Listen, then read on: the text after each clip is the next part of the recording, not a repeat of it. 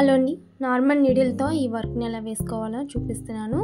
ముందుగా నేను చిన్న జరీ స్ప్రింగ్స్ని కట్ చేసుకున్నాను. దానికి ఎంత సైజ్ కావాలో అంత సైజులో కట్ చేసుకున్నాను.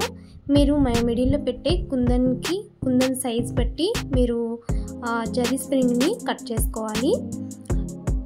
నార్మల్ థ్రెడ్ని యూస్ చేస్తున్నాను ఇక్కడ, కాటన్ థ్రెడ్. సో ఇలా 4 వైపులా కూడా స్టిచ్ చేసుకోవాలి. చాలా ఈజీ వర్క్, స్టిచ్డ్ బ్లౌజ్ మీద ఈజీగా వేసుకునే మెథడ్ ఇది. ఈ బేసిక్స్ అనేవి నేను ప్రతి ఒక్క డిజైన్ని నార్మల్ నీడిల్తో ఎలా స్టిచ్ చేసుకోవాలి అనే దాన్ని నేను మీకు అప్లోడ్ చేస్తున్నాను. అలాగే నార్మల్ నీడిల్ అండ్ ఆరి నీడిల్తో రెండింటితో కూడా నేను వేసి ఈ వర్క్ని చూపిస్తాను ఈరోజు. ఇక్కడ నేను 3 బీడ్స్ తీసుకొని 2 బీడ్స్ మధ్యలో నుంచి థ్రెడ్ పైకి లాగేసాను.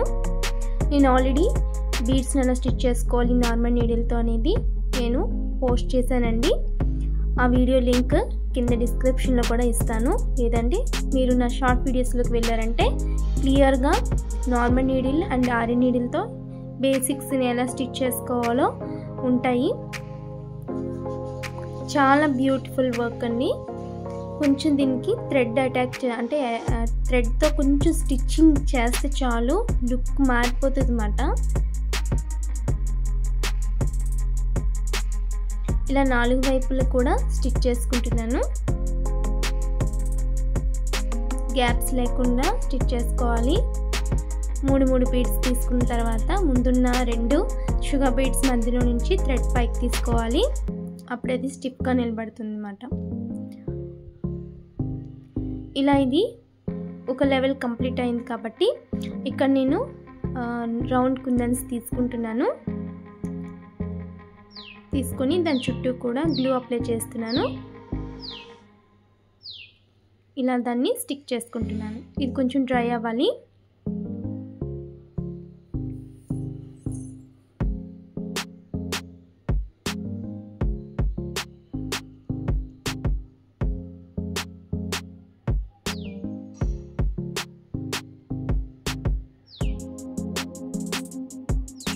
ఇలా అది కొంచెం డ్రై అవ్వాలండి. దాని చుట్టూ కూడా లిటిల్ కుందన్ అంటారు దీన్ని, చిన్న కుందన్స్ అన్నమాట. ఇది దేనికి స్టిచ్ చేసినా కూడా లుక్ చాలా బాగుంటుంది. వీటి మీద పెద్ద కుందన్స్ ఉంటాయి, అవి నార్మల్గా మనం ఎక్కువగా యూజ్ చేసింది.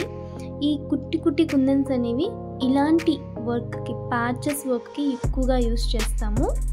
సో ఈ మన మార్కెట్లో ఆరి బేసిక్స్ అన్నీ అమ్మే మార్కెట్ షాప్లోని మనకి దొరుకుతాయి. సో వీటి సైజ్ అనేవి చిన్నగా ఉంటాయి, చాలా చిన్నవండి. మీకు వీడియోలో ఎలా కనిపిస్తుందో తెలియదు కానీ నెంబర్ 1 సైజ్ అంటారు దీన్ని. మనం ఎక్కువగా యూజ్ చేసింది నెంబర్ 2 సైజు, కొంచెం పెద్దవి మాట అవి. ఈ చిన్నవి మాత్రం చాలా షైనింగ్ వస్తాయి.